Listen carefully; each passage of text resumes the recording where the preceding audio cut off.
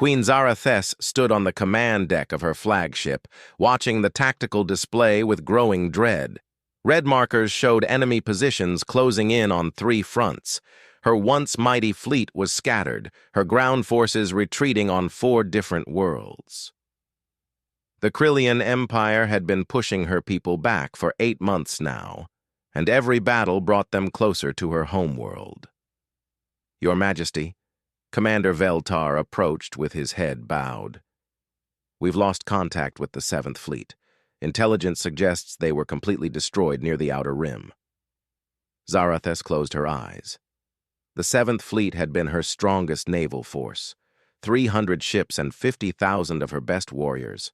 Gone.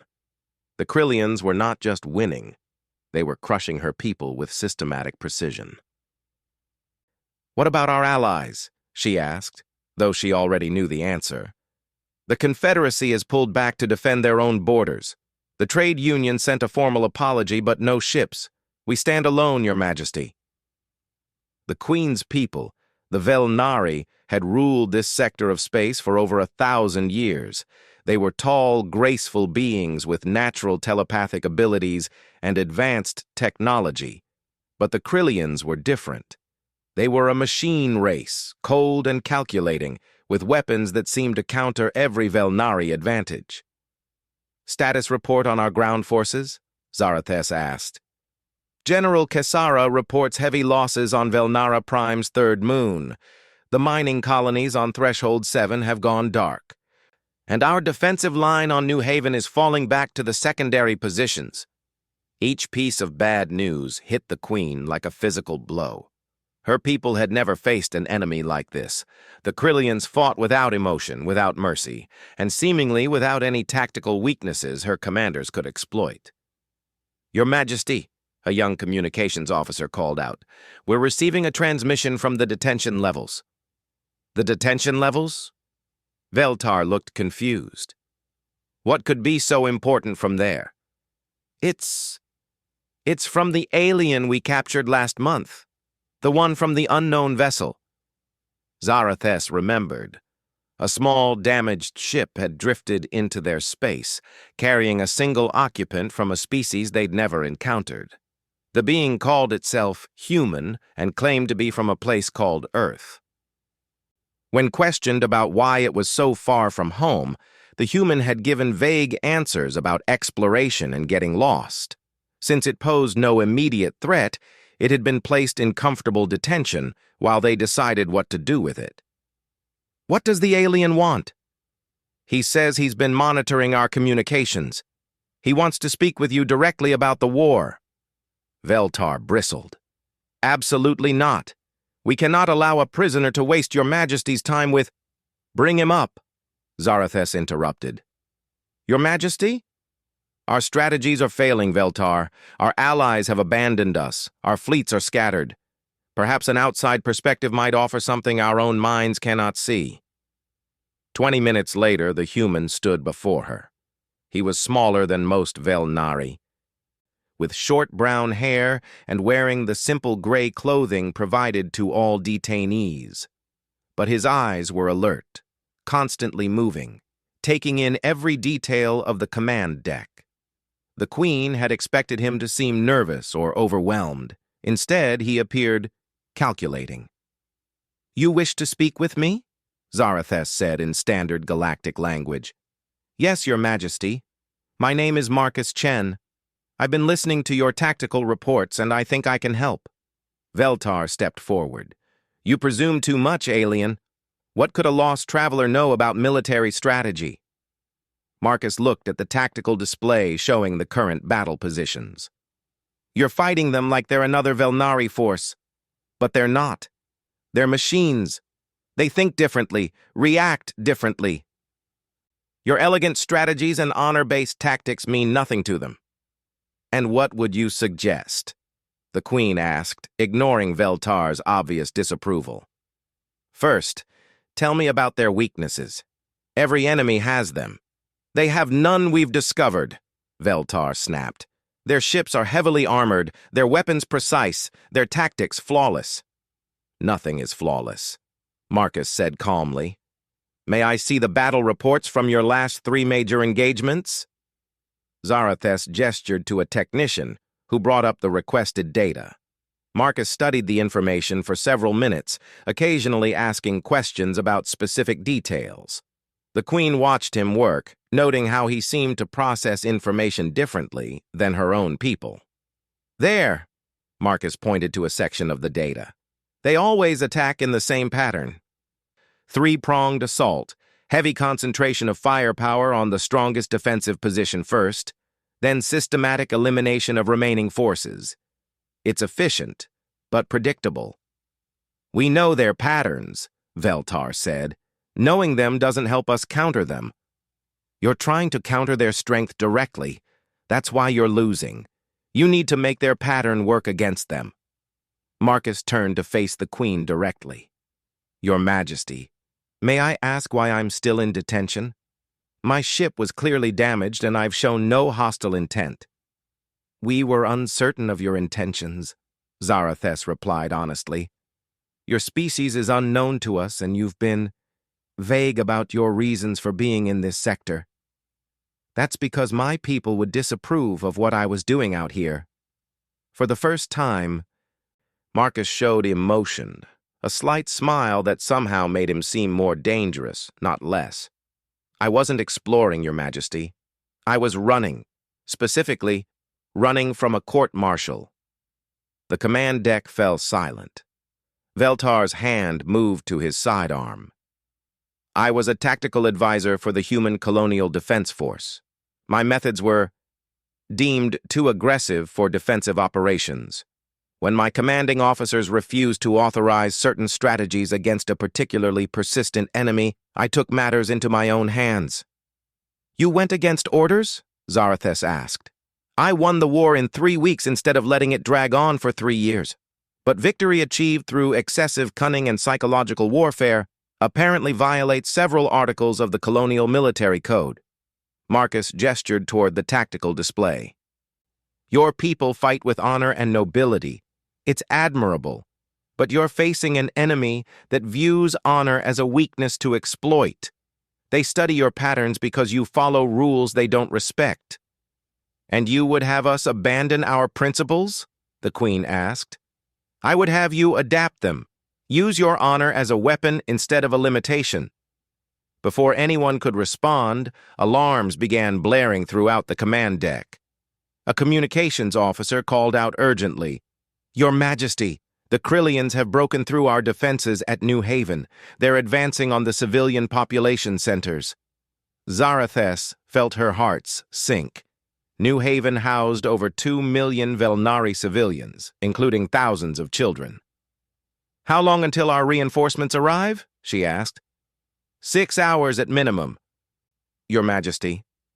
The civilians don't have 6 hours, Marcus said quietly. But I might be able to buy you some time. How? Marcus looked directly at her. Give me command of your fastest ship and a small crew of volunteers. I'll need to move quickly, and some of what I do might seem unconventional. Veltar stepped between them. Absolutely not. We cannot trust an alien fugitive with— Commander, Zarathes said firmly. Step aside. Your Majesty, our conventional approach has failed. Our allies have abandoned us. Our people are dying.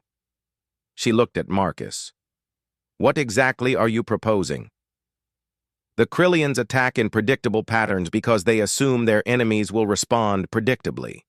They've studied Velnari tactics and psychology. They know exactly how your people think and react. Marcus paused, making sure he had everyone's attention. But they've never faced a human before. They don't know how we think. They don't know how we fight. And most importantly, they don't know what we're willing to do to protect innocent lives.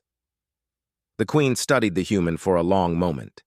Everything in her training, her culture, her instincts told her not to trust this alien with such responsibility. But everything rational told her that conventional approaches had failed completely. What do you need? Your fastest corvette, a volunteer crew of no more than 20, complete tactical command authority for the next 12 hours. Marcus met her gaze steadily. "And Your Majesty, when you receive reports of what I'm doing out there, I need you to trust me, even if it seems like I'm making things worse." Veltar looked horrified. "Your Majesty, this is madness. We know nothing about his true capabilities or loyalties." "We know our current approach is failing," Zarathus replied. "And we know that 2 million civilians will die if we do nothing." She turned back to Marcus. "The ship is yours. But understand this, if you betray my trust, if you harm my people or aid our enemies in any way, I will hunt you across the galaxy myself." Marcus nodded seriously. "Understood, Your Majesty. And I promise you this. In 12 hours, you'll either have your answer about whether humans can be trusted, or you won't need to worry about it anymore." As Marcus was escorted away to prepare for his mission, Veltar approached the Queen. "Your Majesty, I must protest this decision. We're placing the lives of our people in the hands of an admitted criminal from an unknown species." Zarathus watched the human disappear down the corridor. "Perhaps, old friend.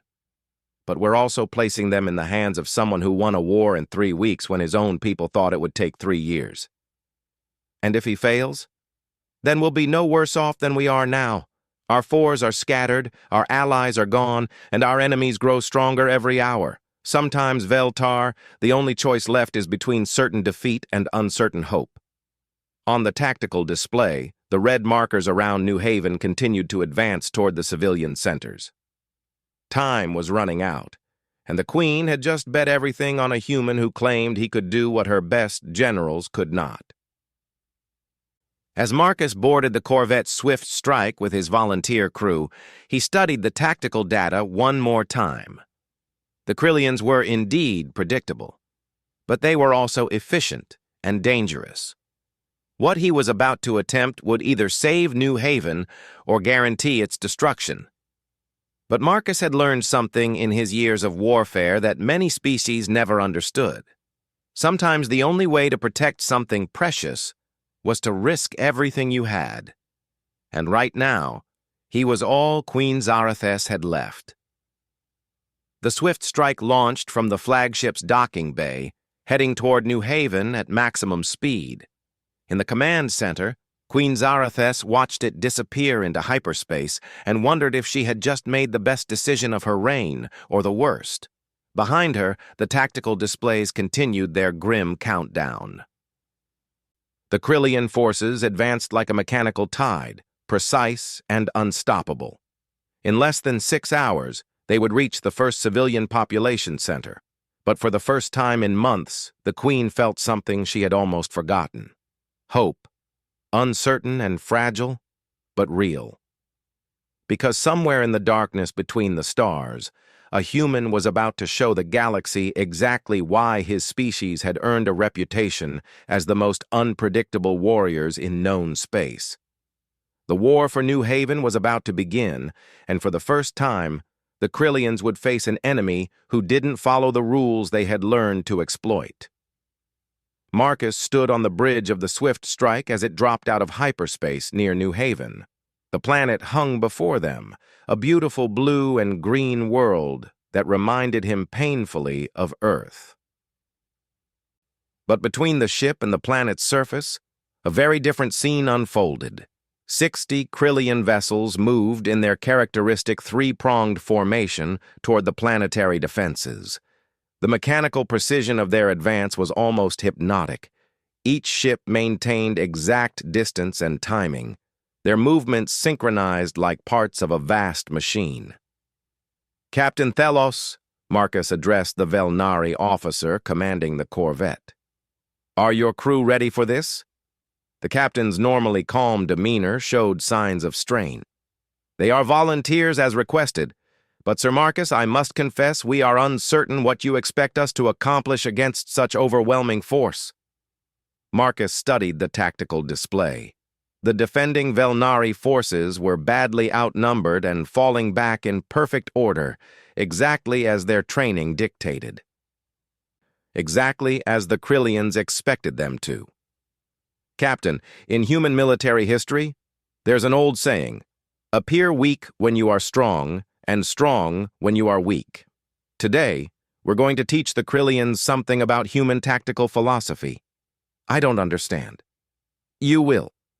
First, I need to send a message to the Krillian fleet commander. Can your communications array reach them? Yes, but why would you want to? Just open the channel.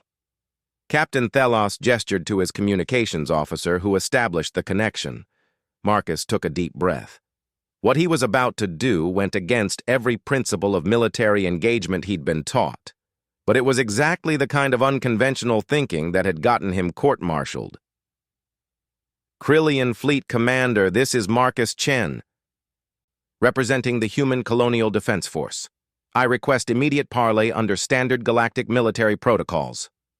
The response came quickly, spoken in the flat, mechanical voice typical of Krillian artificial intelligence. Unknown designation, human. No parley is required. Velnari forces will surrender or be destroyed. Commander, you misunderstand.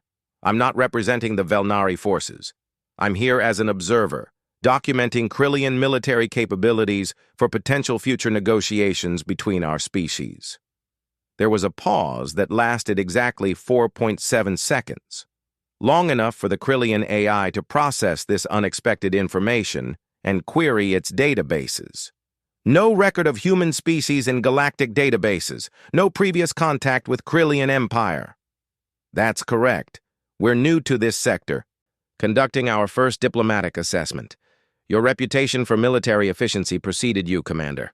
My government wishes to evaluate whether the Krillian Empire would be a suitable partner for future endeavors.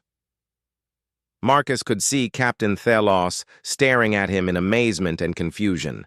The human was presenting himself as a neutral observer while standing on a Velnari warship in the middle of a battle zone. State your intentions, the Krillian commander responded.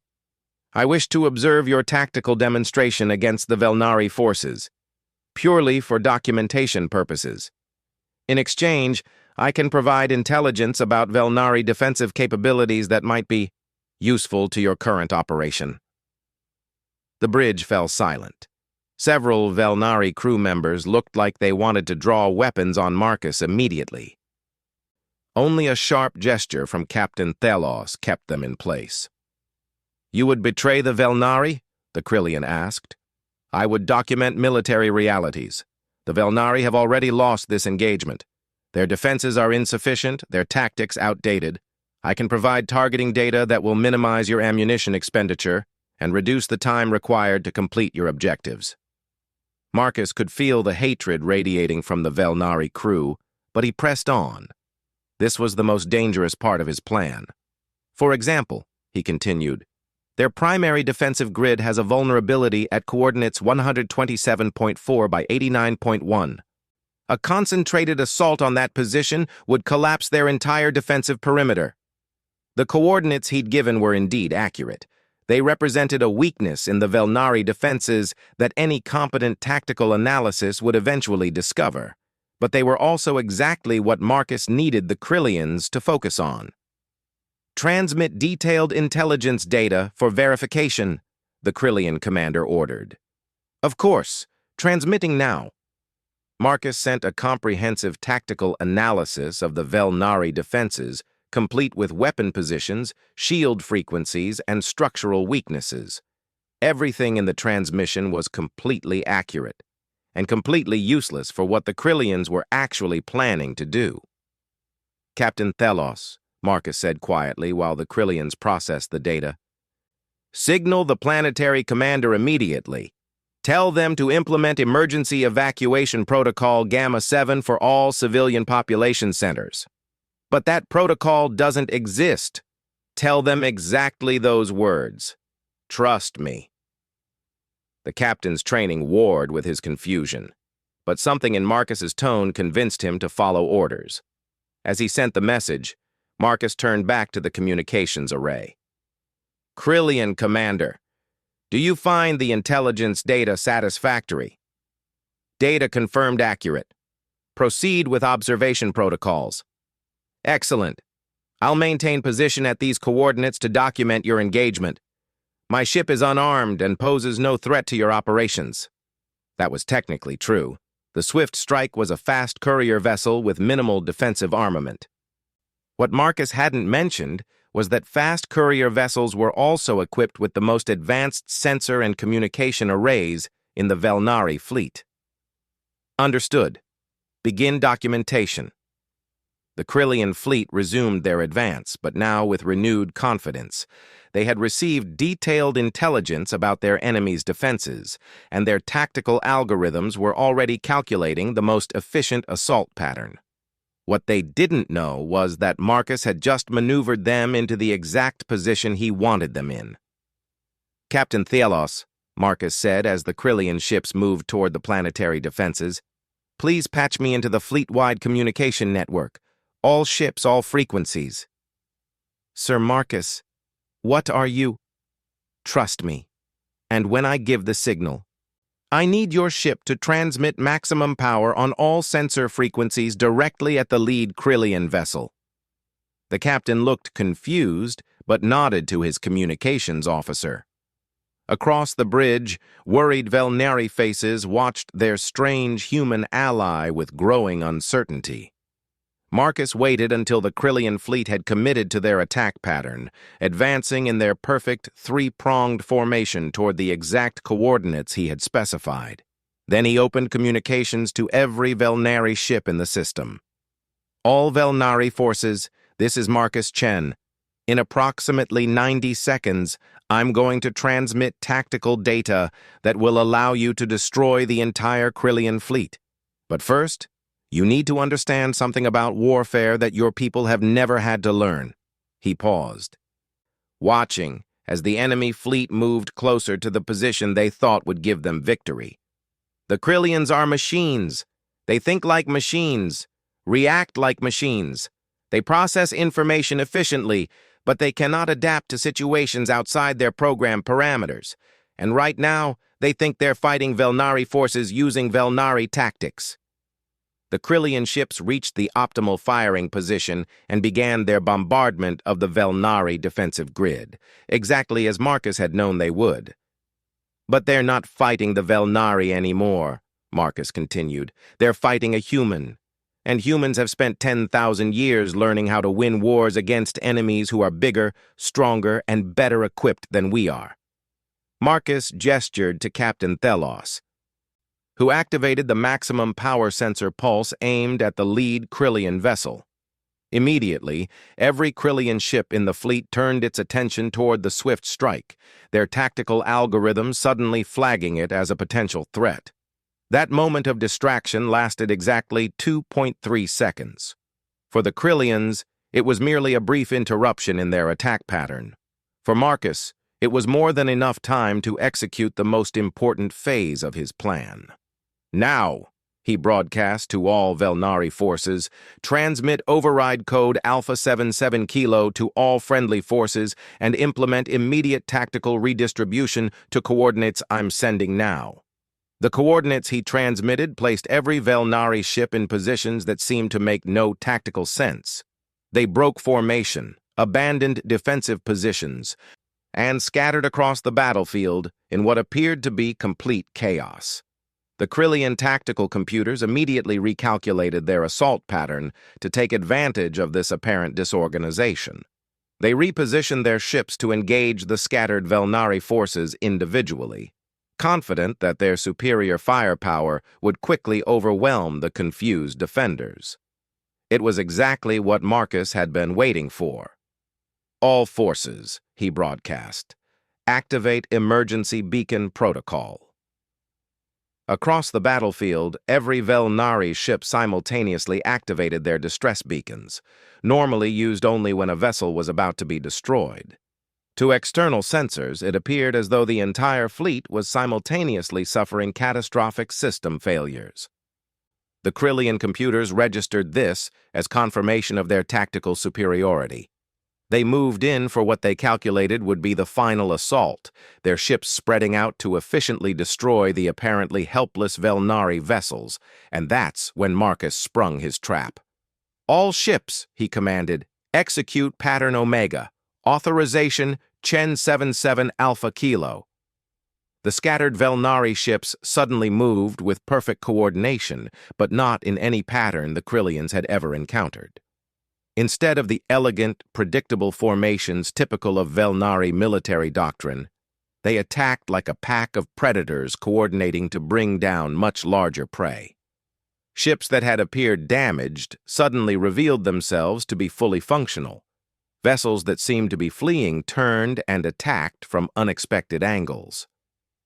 The beautiful three-pronged Krillian formation found itself surrounded by enemies attacking from all directions simultaneously.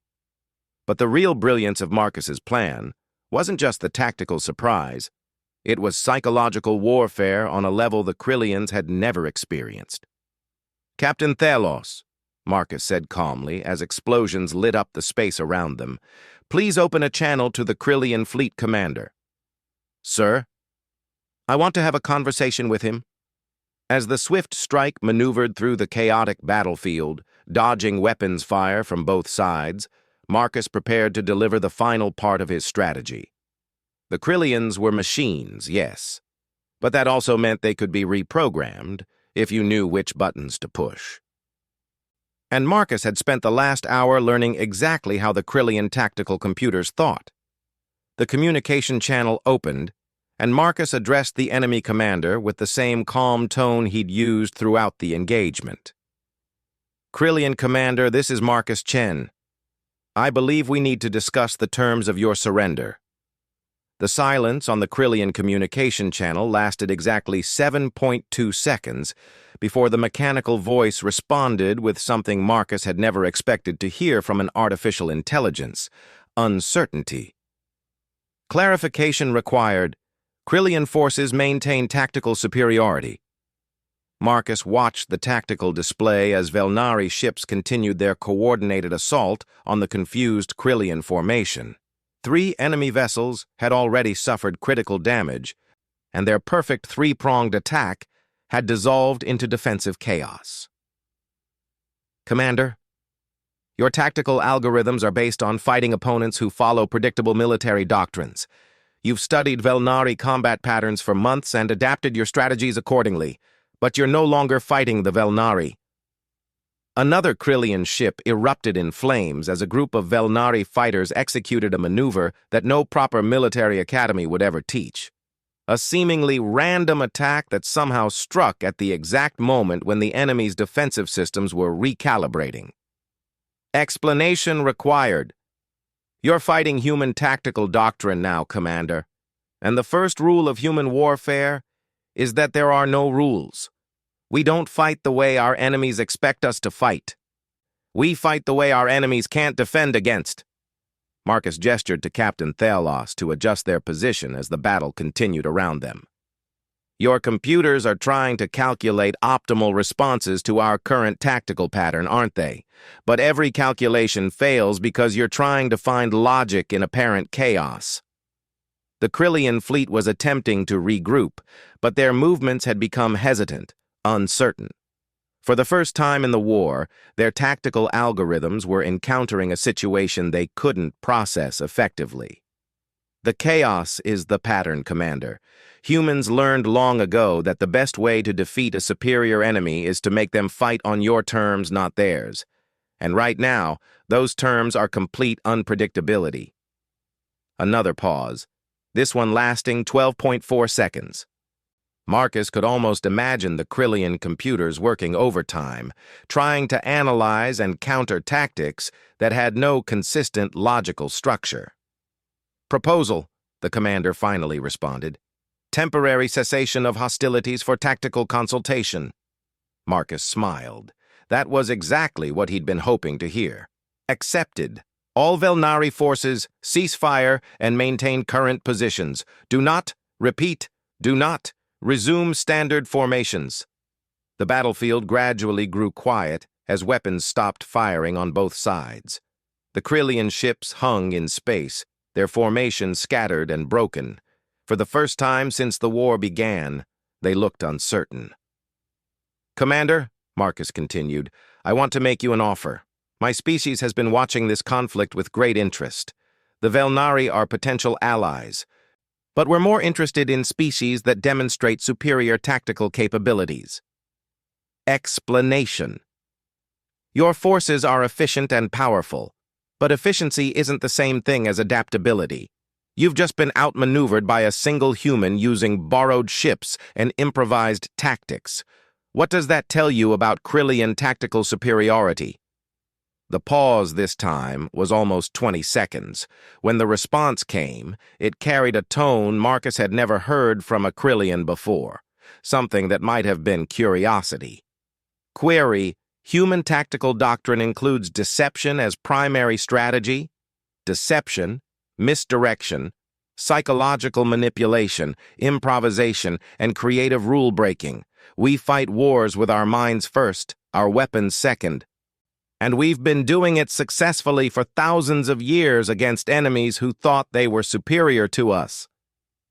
Marcus leaned back in his chair, knowing he had the Krillian commander's complete attention now. Here's what's going to happen, Commander. You're going to withdraw your forces from New Haven and all other Velnari territories. In exchange, I'm going to arrange a meeting between your leadership and mine. Because if you think one human tactical advisor can cause you this much trouble, imagine what an entire human fleet could accomplish. The tactical display showed Krillian ships beginning to move, but not in retreat. They were spreading out, surrounding the Velnari forces once again. Counter-proposal, the commander said. Immediate termination of human observer. Resumption of primary objective. Marcus sighed. I really hoped we could do this the easy way. Captain Thelos, he said quietly, signal the Velnari fleet. Implement Protocol Omega-7 immediately, and get us out of here fast. What is Protocol Omega-7? The captain asked as he relayed the order. Something I really didn't want to use. Across the battlefield, every Velnari ship suddenly activated their emergency hyperspace drives simultaneously. But instead of jumping away, they used the massive energy buildup to overload their weapon systems, creating focused electromagnetic pulses aimed directly at the Krillian vessels. The effect was devastating. Krillian ships, dependent on advanced computer systems and artificial intelligence, found their tactical networks suddenly overwhelmed by electromagnetic interference. For 30 crucial seconds, their coordination disappeared completely. That was when the real Velnari reinforcements arrived. Queen Zarathes had not been idle during Marcus's diversionary battle. While he kept the Krillian fleet focused on New Haven, she had repositioned her entire remaining fleet for a coordinated assault. Now, as the enemy ships struggled with system failures, 300 Velnari vessels dropped out of hyperspace in perfect attack formation. The Battle of New Haven was over in less than 5 minutes. Marcus stood on the bridge of the swift strike, watching as the surviving Krillian ships fled deeper into space. Around him, the Velnari crew stared at the tactical display in stunned amazement. Sir Marcus, Captain Thelos said quietly, how did you know the electromagnetic pulse would disable their systems so completely? Because I spent 3 days studying their ship designs while I was in detention. Krillian technology is incredibly advanced, but it's also completely integrated. Every system depends on their central AI network. Disrupt that network, and the entire ship becomes helpless for a few crucial moments. And the Queen's fleet was positioned in advance? We discussed it before I left. She told her commanders to prepare for a coordinated assault but wait for my signal. The beauty of fighting alongside a telepathic species is that you can coordinate complex battle plans without using conventional communications. The communication array activated, and Queen Zarathes's voice filled the bridge. Marcus Chen, report your status. Mission accomplished. Your Majesty, New Haven is secure, the civilian population is safe, and the Krillian fleet has been routed. Total Velnari casualties, minimal. And your unconventional methods proved effective? Marcus smiled. The Krillians have never encountered human tactical doctrine before. They spent months learning to counter Velnari strategies, but they had no defense against techniques they'd never seen. Deception, misdirection, and coordinated chaos aren't part of their tactical databases. Return to the flagship immediately. We have much to discuss. 2 hours later, Marcus stood once again before Queen Zarathes in her command center.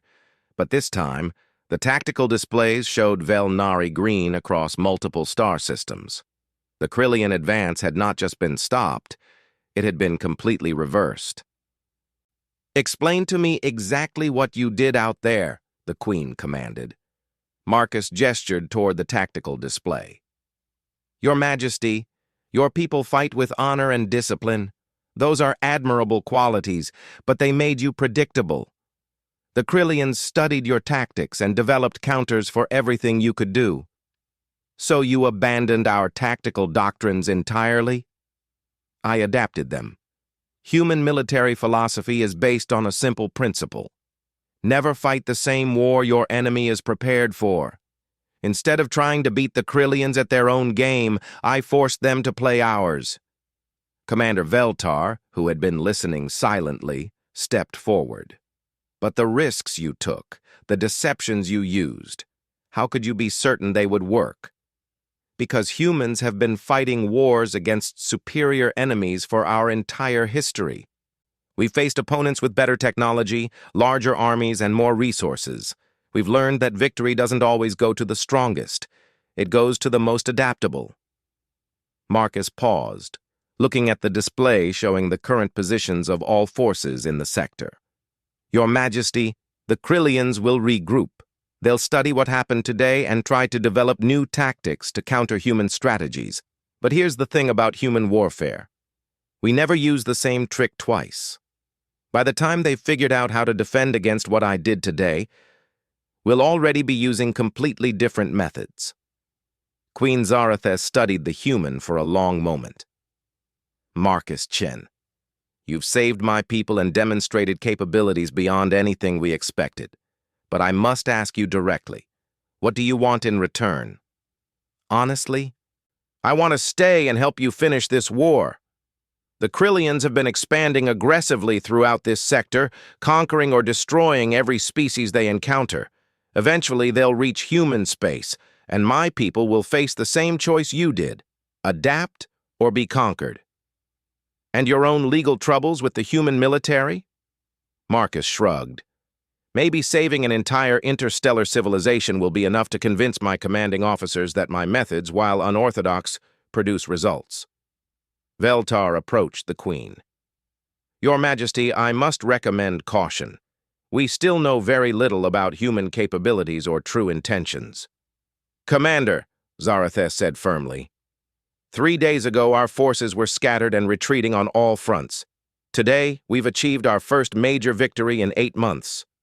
I think we know enough about human intentions for now." She turned back to Marcus. "I'm offering you a formal commission in the Velnari military, with full authority to implement whatever tactical strategies you deem necessary. Will you accept?" Marcus considered for a moment, then nodded. "I accept, Your Majesty. But I want to propose something else as well. This war won't end until the Krillians are convinced that continued expansion is more costly than negotiated peace.